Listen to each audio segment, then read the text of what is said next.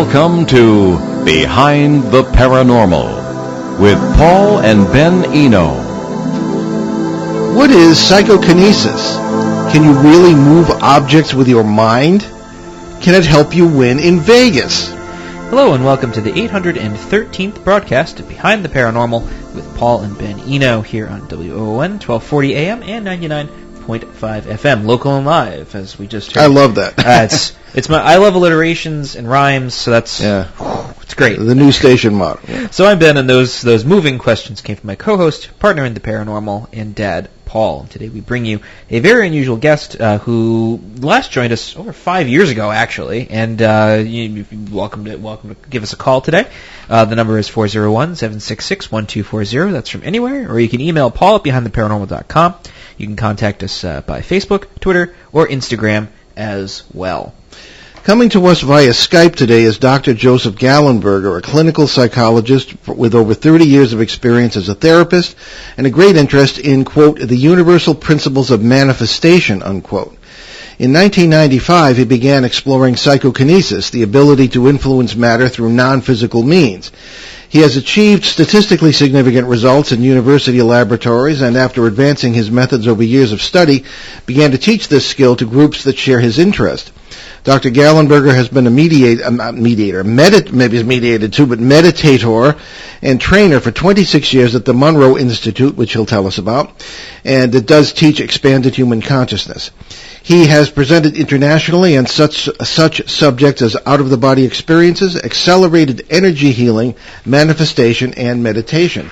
His books include Inner Vegas, Creating Miracles, Abundance, and Health, Liquid Luck, The Good Fortune Handbook, and Heaven is for Healing, A Soul's Journey After Suicide. His websites include https syncreation.com, and he'll tell us about these later, but sync with a Y, as in synchronicities, syncreation.com. So, Dr. Joseph Gallenberger, welcome to Behind the Paranormal. Hi, how are you guys doing today? Better than nothing. Not too bad. All right. Just another glorious day here in the Blackstone River Valley. So, let's start off with a couple kind of what is questions. So, for those who don't know, what is psychokinesis? My definition would be to affect physical matter, reality, matter, with your energy and your intent. Some people shorten it to affecting matter with your mind, but to me, the mind is like the steering wheel in a car. It sets direction, but you need energy to go anywhere, gas in a car, and we use the highest octane energy we got is unconditional love. So we use that to get some things going with psychokinesis. Examples could be growing seeds. We've had seed growth of 1.5 inch root growth in 2 minutes. Lighting light bulbs with your energy. They've measured 400 volts off my hand when we're lighting light bulbs that way. Bending metal, throwing dice in patterns, affecting slot machines. And it's the same energy as for manifesting what you'd like in your life, and in the same energy for energy healing. So that's what we're talking about in that psychokinesis area. So you actually managed to hop into the next question here, which is, what are the universal principles of manifestation?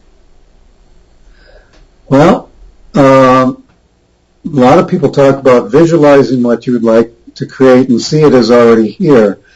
That's important, but again, from the psychokinesis work, what we find also essential is to have the highest energy to apply to that, which means any limiting belief or doubt, emotional patterns, thoughts like nothing good comes easy, all of that can get in the way. So you want a good, clear energy channel for manifestation, as well as setting a clear intent.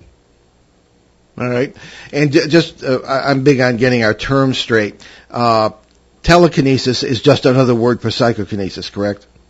Yes. Some people say they're different, but most say they use them interchangeably. Okay.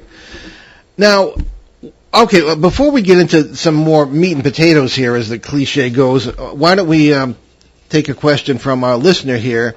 And we have a very faithful listener in Bogota, Colombia, Peter, who always sends some very incisive questions. So, Doctor Ben, why don't you pose question number 1. There are 2. Sure. Questions. Okie dokie. So we'll start off with the first one. Might as well start at the beginning. Dr. Gallenberger, please give us a detailed account of the original 1958 experiments Robert Monroe did, which triggered his paranormal experiences, including the equipment he was using, methods, and the events which followed during the next 6 weeks. I can't answer that very well because best I know there's no distinct report of that. What I know is at that time, what Bob Monroe, who was the founder of Monroe Institute and famous for out-of-body work, what he was playing with, and according to his report, was the borderline state between sleep and awake. And he was doing that to look at accelerated learning. So he was developing sound signals, some that he noticed the sound of the train wheels on his commute from New York to Connecticut seemed to put people in a light trance, if you will, that sound. Some binaural beats came later, but he was looking to get people between sleep and awake. And playing with that over a good bit of time, he began to feel energy rushes in his own body and then had a full-blown out-of-body experience one night around that time.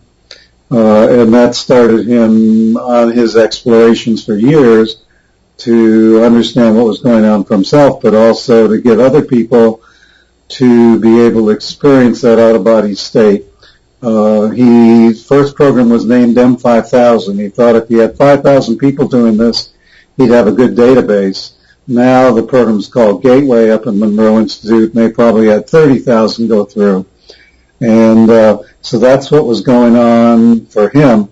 He was a businessman. He was not interested in the esoteric, but he seemed to trigger it by these meditative states he was playing with. Interesting. And Peter's second question is there a UFO connection to any of Robert Monroe's experiences? I knew Bob a little bit. I never heard him talk about direct contact with UFOs. Many of the people that use his meditation techniques, however, do report contact with extraterrestrial intelligence. They even have a program up there called Starlines, and Starlines 2 and a Starlines Reunion directly addressing contact beyond the physical and beyond the human through meditative states. Okay. Well, thank you. Sure. Now, let's get back to psychokinesis here. Now, how does psychokinesis work? I mean, I've seen it in poltergeist cases. I've been hit by flying TVs and things of that kind. How does it work, in your opinion, or in the opinion of the science community? First of all, some people would attribute quite a bit of the poltergeist activity to really be psychokinetic activity generated by somebody here with a physical body. Often an adolescent, a pre-adolescent female may be the highest incident where that occurs. The best explanations involve quantum physics. There's a Princeton Anomalous Engineering Research, shortened for PAIR, that have many articles online going into the theoretical physics behind this. Things I notice, it seems like we wink out of normal time-space in energy healing and in psychokinesis activities. So what do I mean? We set an intent, like to roll something on a dice or to heal a headache. And then we distract ourselves from the linear time-space and seem to access energy, perhaps information as well, from a non-local area, if you will, independent of the local time-space chain. I know that's a very vague explanation. It seems that the higher energy you build, the more likely it is. It seems like if you can get a completely clear of any limiting beliefs, the more likely. But mainly we study effects. So at this point we consider it a Six Sigma event, meaning 1 billion to 1 by chance if you analyze the literature. And Princeton's done experiments, 12.5 million trials. They've worked with me at University of Virginia, for example, with a 128 lead EEG on the head and 48 seconds PK, 48 seconds rest through 100 trials. And we get some very unusual EKG patterns, which would indicate the brain is doing something different than usual, as well as significant psychokinetic events. Since I talked to you guys 5 years ago, the UVA has been doing a lot of analysis of what we do up at the Monroe Institute MC² program, which I developed around psychokinesis, and they're beginning to get significant results there when people send energy for healing, try to bend metal, different things like that. But how it works, I'm not quite sure. We do think it's natural, like going to sleep.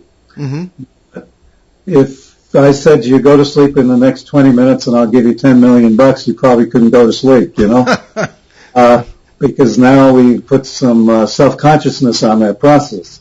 Very similar for PK. It's probably natural for us, but any sense of ego, struggling, trying too hard will shut it down. Oh, no, certainly. I don't think your answer was vague at all. I mean, now my degree's in philosophy, minor in psychology. I don't have your background. I don't have a PhD, but I've been in the trenches for 50 years with this stuff. And I really relate to what you said as far as, possible causes of this. I'm thinking that we might be able to go a little further in the sense that, speaking of the trenches, 1974, I'm in the house in Bridgeport, Connecticut. I'm sure you've heard about that case. And I've got three police officers on one side, Bridgeport police officers, 3 firefighters on the other. And the refrigerator levitated off the kitchen floor. And we all saw this. And the little girl, who classical parapsychology would call the agent, was in the basement, not paying any attention to this at all, presumably talking with another police officer. So I just got the impression there was no entity present at the time, and it was some sort of force or phenomenon that would be related more to energy than anything else. Our particular approach, and actually Dr. Fred Alan Wolfe has been on the show and kind of backed us up on this in a way, was that we've actually had to invent our own terms for our particular approach, such as overwash. And as you may have hinted with some of your comments, inadvertently or intentionally, there may have been an overwash of a brain, BRANE, with perhaps a parallel reality with different laws of physics, and that's why the thing floated. One possibility. So I do relate to what you say, and thank you for that. Sure. Okay. Yeah, it's still pretty mysterious. They're trying at UVA to develop a gray box, if you will, that is shielded from everything that we know, except for cosmic rays, because you can't shield from that. And it seems to respond to the psychokinetic intentions, and they're thinking that one of the things that may happen is they're shifting the amount of cosmic rays in a particular area. Who knows? Anything is possible. When I was going back and forth with Dr. Louisa Ryan at Duke about 100 years ago, the largest thing anybody had been able to move in the lab, the parapsych lab at the time at Duke, as you know, was like a pencil, like rolling a pencil. But that's why the refrigerator thing really struck me. Nobody's been able to do that. So again, these are all unanswered questions. Okay, so have you yourself ever tangled with a poltergeist? And any that sort of thing doesn't usually happen in the laboratory, but or have you worked with people who have done so? Not the usual definition of poltergeist, so much in a house, called a haunted house, and phenomena going on. At Monroe, there's a program called Lifeline where we do a lot of communicating with people who are in between lives, if you will, and perhaps a little earthbound or stuck. Also had a time when there seemed to be an energy wanting to take over my head, if you will, for seconds at this house I was staying in Virginia. It was a brandly renewed, decorated house. And then later, I didn't tell the people. They just spent $100K decorating the house. But I slept with one eye open that night. But the woman in the house came to me a few months later and said she'd been seeing a lot of green mists and feelings of threat, and her husband was gone, so she locked herself in the bedroom for the night with her Jack Russell Terrier. She woke up covered with leaves and branches and stuff and dirt. Goodness. So we went into a labyrinth at Monroe Institute as kind of a protected space, and what I seemed to gather was that house used to be a fraternity house with lots of sex, drugs, and rock and roll, and it may have attracted some entities, if you will, that had less than highest desires. Yes. And we did a clearing or cleansing, and the lady had no problem after that. Interesting. Yeah, we deal with what we call them parasites all the time, because having actually faced them down in a couple of cases that were supposed, because my background is a seminary background, and the church had enough of me after we probably both had a lucky escape, 1977. But in any case, I just thought that the old ideas just weren't good enough. But to get back to your work, I'm fascinated by how you train people, and then I have your both of your Vegas books. And can you tell how you apply that, and whether that actually works, and whether you've upset any casino managers with this method? Well, I just came back a few days ago from our 98th Inner Vegas Adventure Workshop. So we got a big experience base over 21 years out there. A bad casino will kick you out. A good casino likes winners. So you don't go where the winners are allowed. For example, in this last workshop I just got back from, I got 21 four-of-a-kinds and a few hours of slot play, including four aces hands that paid about $800 each. So it's practical in terms of earning money. At the dice table, we had a lady roll 48 numbers in a row with no 6. Statistically, with no 7. Statistically, a 7 should come up once every 6 rolls. So when you roll 48 numbers, it's like flipping heads on a coin 18 times in a row or whatever. We had somebody guess 6 numbers in a row in roulette, which is 1.6 billion to win by chance. We routinely out there have psychokinetic effects on the dice and slots, as well as healings. People wake up to the second day of the workshop pain-free from post-polio syndrome, pain for the first time in 20 years. 2 workshops ago, a guy who had severe heart conditions, heart surgery, when he was 4 or 5 years old, was facing more heart surgery, very uncomfortable, woke up the second day feeling pain-free and won $1,000 on Wheel of Fortune that night. So he was pretty happy. So we get a lot of that. And we've gotten it down to a pretty good routine, but it cannot be rote. It has to be genuine of the heart. Interesting. And so, for example, if we want to roll a double on the dice, we've tracked at MC Squared program 85% of the time after a person gets a hug, they roll a double. They should only get once every 6. But you can't say, give me a hug so I can get a double. It's got to be a genuine, soul-to-soul, heart-to-heart meeting, if you will. Very interesting. To get you out of ego and out of your mind and into some heart energy. Then your intent can flow. Now here comes my philosophy background. Certainly no problem with the health issues, but the influencing the diet, is that ethical? I think so. People are trying to do it all the time. With Lucky Shirt, talking to the dice, people pray, people do all that with lotteries, with dice, with whatever. The casinos kind of know what we're doing, because they know I teach people meditation from around the world, bring groups out, teach good money management, betting strategies, and because it's a training workshop, the first session often is what we call planting some seeds. We never use the word loss, because people are trying to be in a high altered state of meditation and learn this left brain game. The second session we break even often, third session a little better, fourth maybe better than that. But all in all, we're betting, $4 or $5 bets. Some of the casinos out there, like MGM, might have $2.6 billion in their vault on a big weekend. So they say, Joe, your group might take us for 40 grand, but the myth out there is the table's hot, so people will be on that table all day long after you leave, and we'll make the money back, no sweat. So they're not too worried about us. We're not trying to make a killing.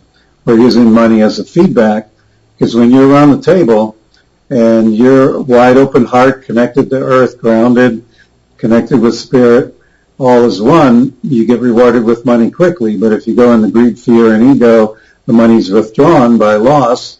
So it's a kind of a psychological, classical conditioning, like teaching a dog to sit.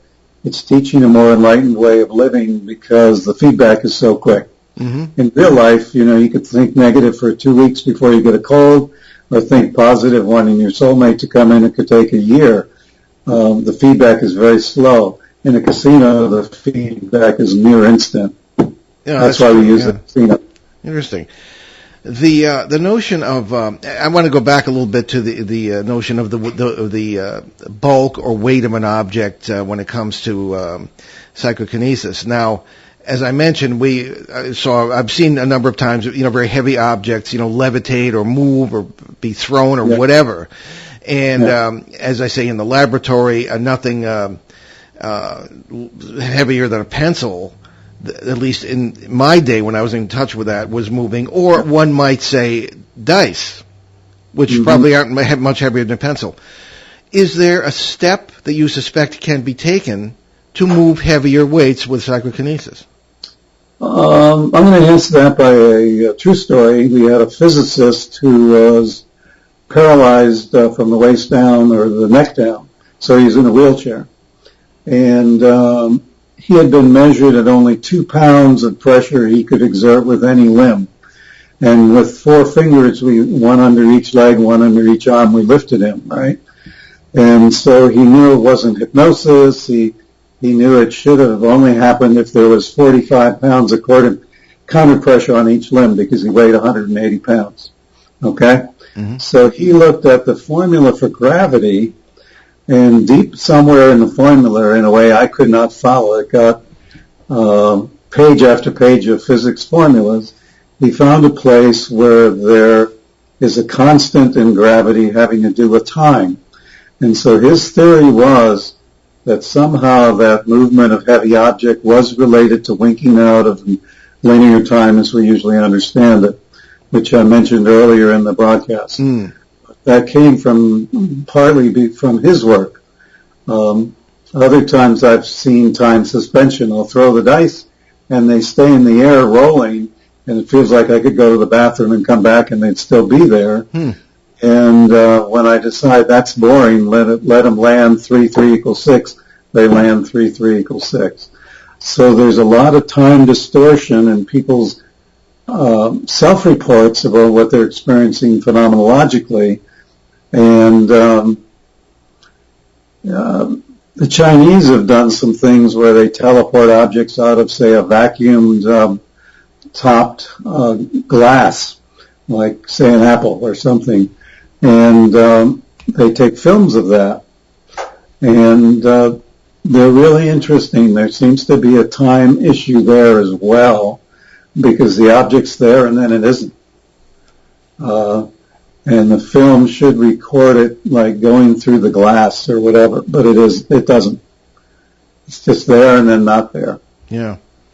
Well, that's kind of what we find, and this is where perhaps a term you've mentioned already, non-locality, may come in. Ben is reminding me that we have our break at the bottom of the hour, and you're listening to Behind the Paranormal with Paul and Ben Eno on WOON 1240 AM and 99.5 FM in New England's beautiful Blackstone River Valley with our fascinating guest, Dr. Joseph Gallenberger. We shall be right back. Did you know that in the 1960s, 92% of Americans listened to local radio every week? What do you think it is now? I bet it's a lot less. Would you believe that it's still 92%? Wait, you mean more people listen to radio than TV? Yes, more people use local radio every week than any other device. I know I listen. I just didn't realize that everyone else does too. 92% of Americans listen every week. You are right now. Thanks. You can depend on us for public service. ON Radio. And welcome back to Behind the Paranormal with Paul and Ben Eno on WOON 1240 AM and 99.5 FM in New England's beautiful Blackstone River Valley. As the new slogan goes, local and live on 99.5 or 99.5. Anyway. It's kind of our thing, yeah. Yeah, that's cool. I like rhyme and alliteration. So we're speaking with Dr. Joseph Gallenberger, expert on many things, a clinical psychologist with a very, I guess, long-ranging and long-term interest in the principle, among other things, of the principles of psychokinesis, something that we have run into ourselves, only perhaps from a different point of view. So I as we ended off the last portion of the show with the idea of non-locality, I think it kind of brought all this one question that was kind of persisting in my mind, pardon the pun, is neurology. And are there any non-locality is still a relatively new? Well, maybe we should define it. Yes, so let's start there. Know. Baby steps. So non-locality, doctor. What in your opinion, or how would you phrase non-locality? Well, it's referring in my mind to physics experiments where you change a spin of an electron here, and its mated electron could be 100 million light years away. It will respond to that influence, and instantly. So that we're saying, best we can tell, things are enmeshed or entangled, regardless of time-space. Yeah, and of course that on the macroscopic level, could translate to what we're always talking about, Ben, the island theory, that things, in our culture, we tend to think that everything is contained within us. Everything is, all our imagination and the talent, everything is contained within our brain, and everything, and never the twain shall meet, and that's why, we have such trouble with ESP. How could that happen since we're all islands? Well, we don't believe any of that, not for a long time, and non-locality is one of the reasons. And it can be interpreted in different ways, but non-locality could mean we're not islands. And that these things can take place outside of us, memory even, et cetera, et cetera. Much the collective unconscious idea of Carl Jung. Dr. Carl Jung talked about that, in early part of the 20th century, and Dr. Joe knows all about that, I'm sure, too. I think feelings of individuality are probably the illusion. Precisely, yeah. And so there's this one field, what we find with psychokinesis is also what you could call intuition or remote viewing or instant knowing goes up at the same time, both rise.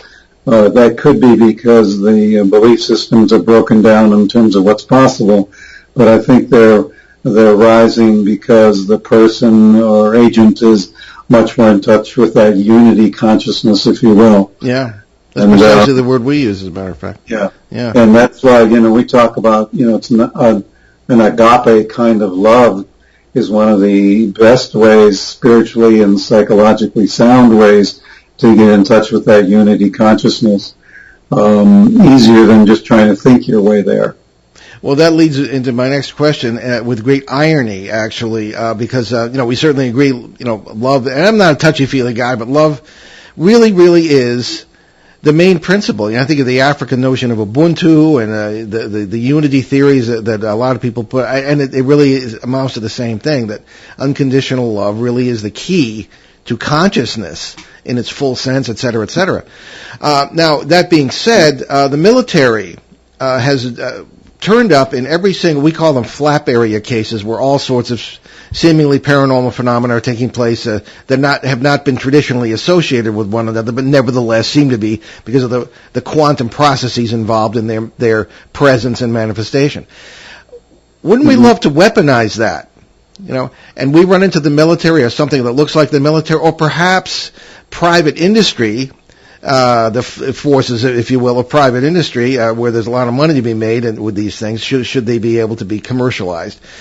So what say you on the notion of the selfless pursuit that you seem to be involved in with great, certainly with great applause from us, and the other side, the military and/or industrial complex, as Eisenhower would say, trying to use these same principles. I don't know if they're doing it with much love. I mean, I'm thinking Project Stargate all the way down, attempting to use remote viewing to detonate ordnance at a distance and remote viewing, things of this kind. What say you on all that? Everybody's got to make their own ethical decisions, A1. I'm pretty familiar with some of the top remote viewers. They seem to usually be deeply convinced that this is in service for their country, gathering information. And in fact, that information has saved many lives on things reported and non-reported. They tend to be, American lives if they're an American remote viewer. Other countries have theirs. But when they moved into remote influencing, best I could tell, they ran into issues. We could call it karma. We could call it just, I don't want to play these games of influencing someone else, and because it's disrespectful of that person's freedom. So they stuck mostly to the information things. But even within that, it can be used to find dowsing for water, right? And that might be a good thing in your backyard, but it also could be dowsing or remote viewing for oil. And some people would see that as a good because we, quote, need energy. Others would see it as an evil because it's carbon-based energy. So like a knife can be a scalpel or a dagger to kill you with. It's a healer or a herder. I think these things operate. If you use them without good intent, in my experience, sometimes there is some, let's call it blowback. The person either burns out or gets disinterested or has physical health problems, etc. I wouldn't go so far as to say God is doing that to them or anything, but just if you wanted to do this in a healthy manner, I'd stick on the positive and the love side of it. Yeah, certainly karma is one term that could be applied, I would think. Yeah, but, Yeah. Are you familiar with the Bouguer anomaly? Bouguer. Most people are not. That just give me a little more info on it. I'm not under the name. Okay. It is named after a 19th century French physicist, an engineer, and it's a principle in sort of applied geology, and they will use it. Engineers will use it to find oil and gas deposits. You mentioning the oil kind of brought this to mind. Yeah. What it is if you one would expect that walking down a hill toward the bottom of a valley, the gravity would get a bit stronger because you're moving closer to the center of the earth, and very often that's true, and it is measurable. However, with the Bouguer anomaly, the opposite is true. They don't really know why. There are a lot of light elements in the soil in areas where this is present. But you go down and you actually get a little bit lighter. Now, perhaps it's coincidence, but in every flap area we have investigated, including the area with the Mothman stuff, you name it, it's going on there. We have found a strong presence of the Bouguer anomaly, particularly in the Ohio Valley, really all the way from Pittsburgh all the way down to Kentucky. And in our Connecticut case, where we have lots of, there's psychokinesis and various other things, that's the center of that has the strongest Bouguer anomaly in Connecticut. And that's a lengthy introduction to the question, do you think this may have some relevance in how effective psychokinesis can be in any given situation if the Bouguer anomaly is present? Because what did Einstein say about gravity? It bends space and time. Now, maybe this is not the variations aren't enough to do that, and I know neither of us is a physicist here, but I wouldn't rule it out. I can say we've studied certain things like the effect of the full moon. Seems to be slot machine payouts a little more before and after that. Okay. The something called star time, sidereal time. I think it's 1330 sidereal, it's strong, 1800, it's weaker. But these effects are very small compared to the powerful effects of if you got three people together with strong intention to healing or something. Okay. So, but it may make it a little more conducive. I don't know the Bouger, I haven't studied that, what the strength might be, but I would guess that there are certain things that make this a little easier, mainly by maybe reducing chaoticness in people's consciousness, or increasing it. Like full moon might be more of an agitated time, and star time, sidereal time might be a little more calm. But that's the only ones I'm aware of. It sounds like a great area for you guys to study the rest of your life, huh? Yeah, just about. Well, the question I'll leave the subject after this one, but do you find that in certain geographic areas, the ability to effect psychokinesis is stronger, or have you had a chance to look at that? That would be anecdotal, but there seems to be a coalescing, say, of consciousness organizations like Monroe Institute up in the Shenandoah Valley, Yogaville, Edgar Cayce Foundation, different things in that area. Some people report Sedona, Mount Shasta. Vegas has its own energetic, both from human consciousness, but also the desert there and what's under the desert, which used to be, tropical. So I would not be surprised that people at least get triggered more in certain areas. And with that activation, a person could be psychokinetically negative. They can think, gee, I'm so angry I could break glass and a rock will fly up and break the windshield of their car. Yeah. Or, something will burst into flames or whatever it is. Computers break. So all these energies, I think, intertwine. If you get into a good place yourself individually in your own dominion, you should be able to control your energy going through an airport or a mall or at a funeral or in a sick room at a hospital, places which tend to drain and hassle people. You'll keep your center. And the same for areas where there's intense positive energy. You should be able to funnel them or use them a little better than the average person. I like that. Okay. Now, on the issue of entities, you have mentioned that sometimes these have come in, and of course we've run into them too, needless to say. Do you find that there is a relevant, whether it be attraction or repulsion of any sorts of entities, whether, I suppose we talk about negative entities. And again, my experiences with poltergeist, so I'm thinking back to that. A lot of negative situations with a lot of psychokinesis going on. Have you had any contact with that sort of thing, and what is your opinion on it as far as the involvement of entities, or the attraction or repelling of entities by psychokinetic activities that are intentional, as you've described? This is just my opinion, partly because it's not been an area of interest.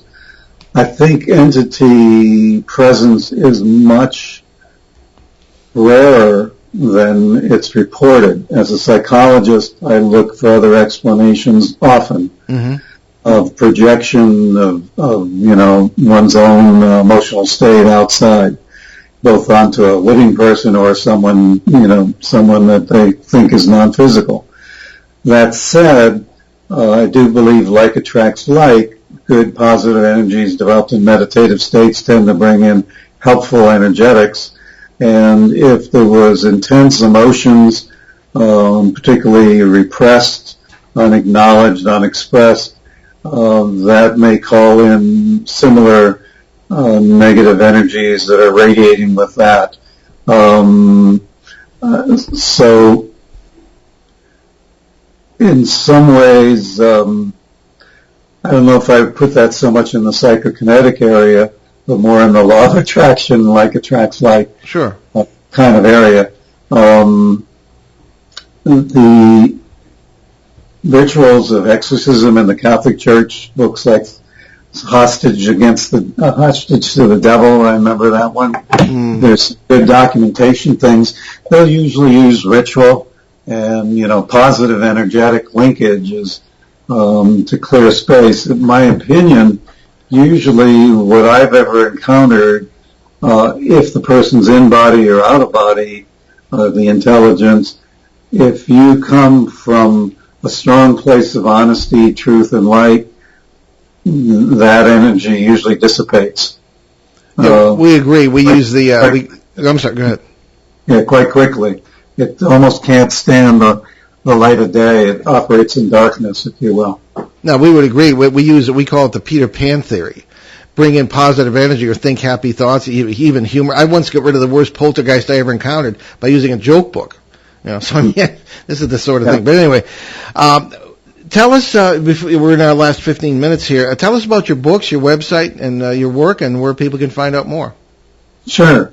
Well, if you go to innervegas.com, that will be good enough to get you to my main website, and it would land you on the page for the Inner Vegas book. But across the top of the page is all my workshops. My next Inner Vegas workshop, which will be the 99th, is February 8th to 10th. And then we're planning, it's still in the beginning planning stages, for people who have been to the Vegas workshops. After we've done our 100th one, we're going to have a big party out there, imagining healing circles of 500 people, PK circles, manifesting circles of 500 people is the image.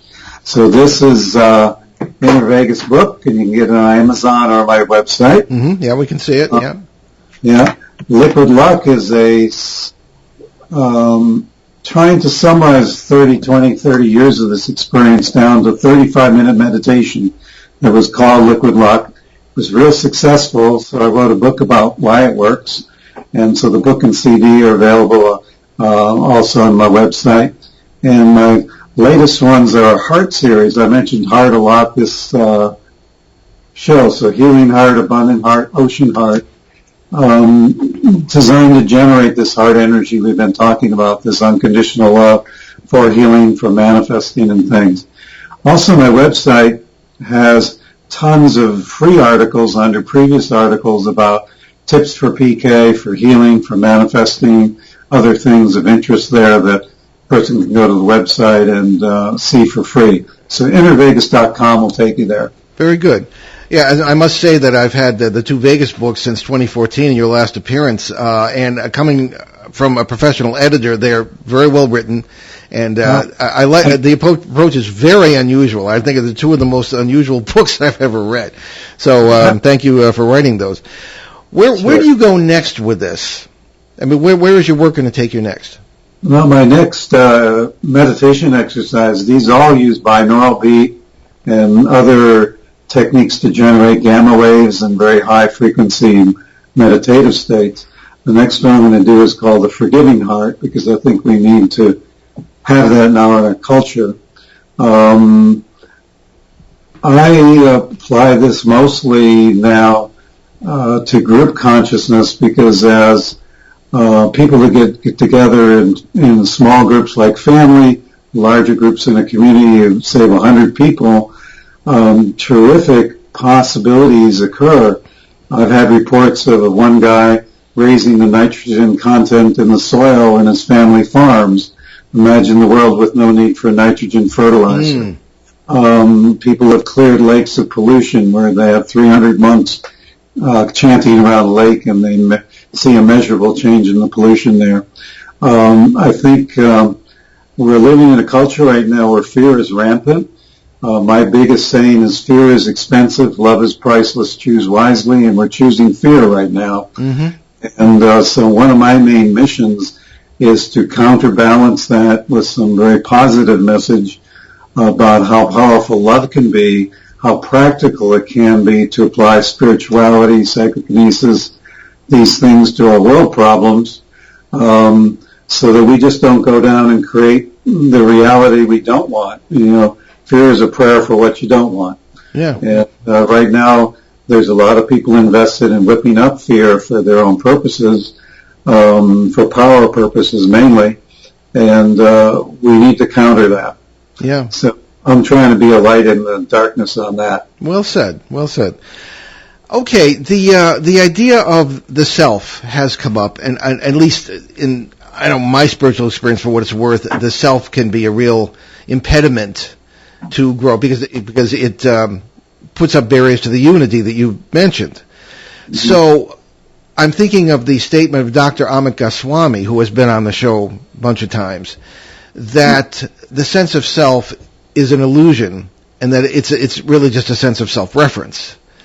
Would you agree with that? In light of everything we've said? Philosophical. I think if you mean self in terms of ego function, I try to kill ego because its mechanism is to survive, and you just make it stronger. Yeah. But we want the ego to be one of the voices on a board of directors inside ourselves, which has our inner child, the wisdom of our grandmother, our wonderful heart energy, whatever. And it's a voice that helps you make, ego helps you make airline tickets and that kind of things, practicalities. Yeah. But you don't want it to be a dictator. So, that, using that term of reference, At another level, I don't think there is any true self, false self, because I don't think there's any self. Yeah. But this feeling that we have of individual identity, that seems to be there for many people identified with their body, and maybe the next layer, their personality.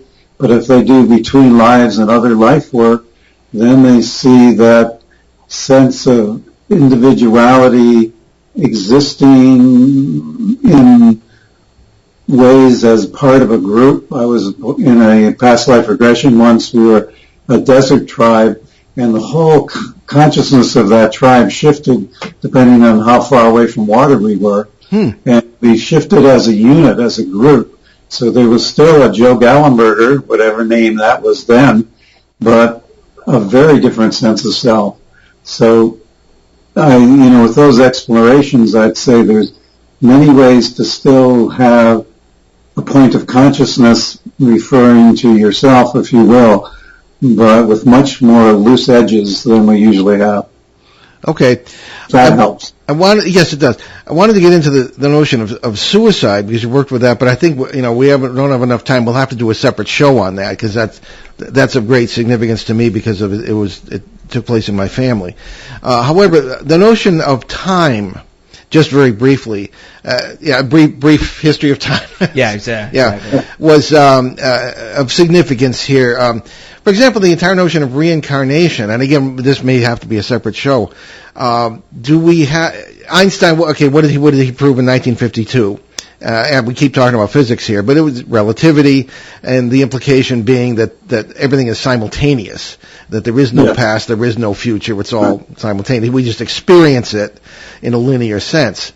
How does that affect the notion of psychokinesis? If everything is present, more or less, somewhere in the multiverse, if we can use that term, that we simply call it into play when psychokinesis occurs, and hence refrigerators can move, things of this kind, depending on, I don't know if you know what I'm getting at. We got to look at a frame of reference. I'm going to go back to Middle Egyptian times, a book called The Kabbalion. The first truth in it is everything's illusion. The second truth is everything is real. Right. The third truth is the biggest mistake you can make is deciding either of those are truer than the other.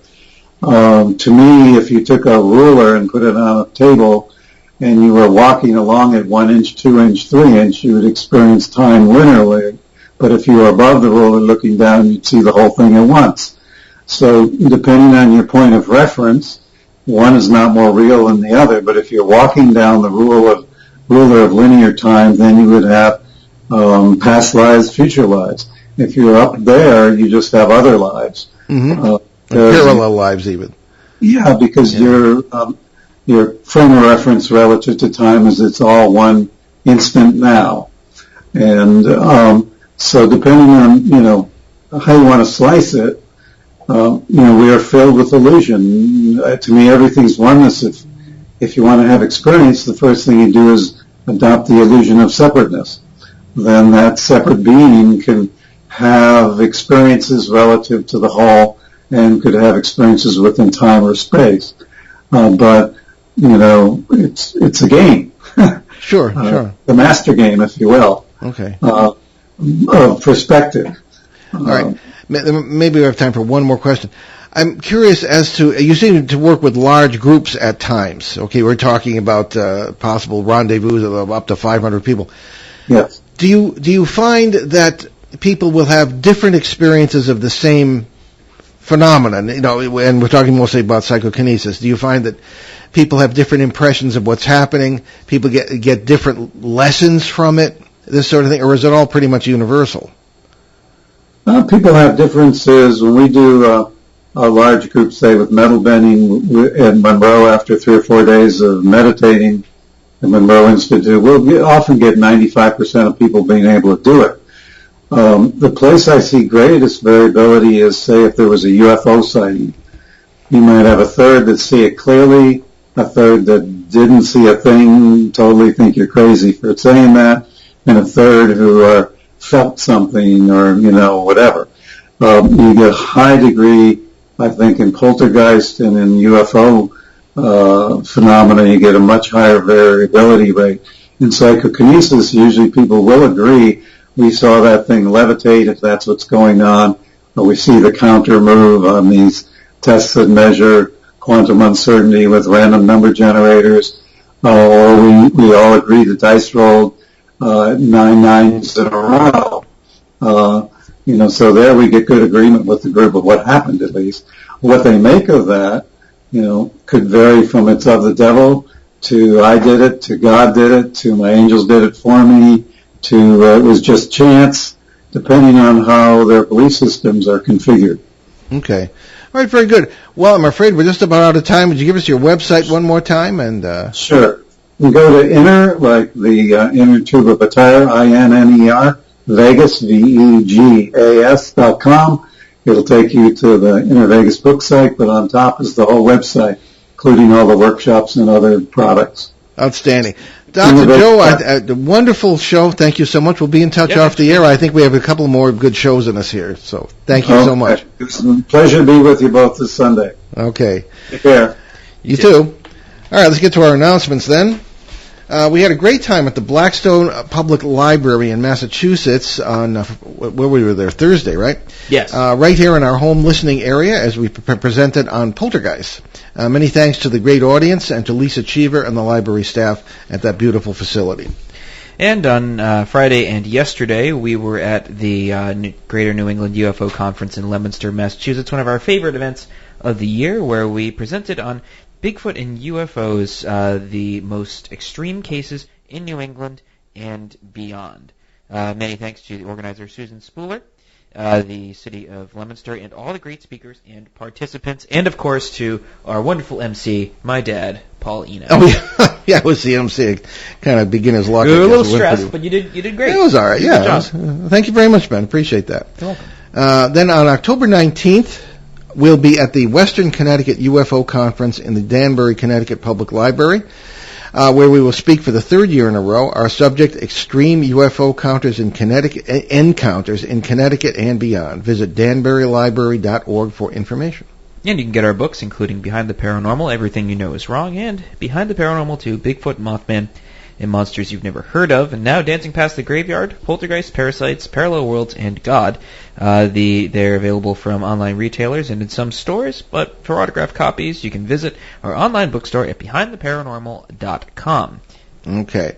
Also with that site, you can you should be able to find lots of shows. However, we've had trouble with people taking the shows down for us. We don't know what it is. But you can go back to, there are a number of podcast platforms that are carrying our past shows back to 2011. We're working on getting them back to 08, including our 4.5-year run on CBS Radio and special shows and podcasts. Just iTunes, all the major podcast sites have the Behind the Paranormal recorded shows.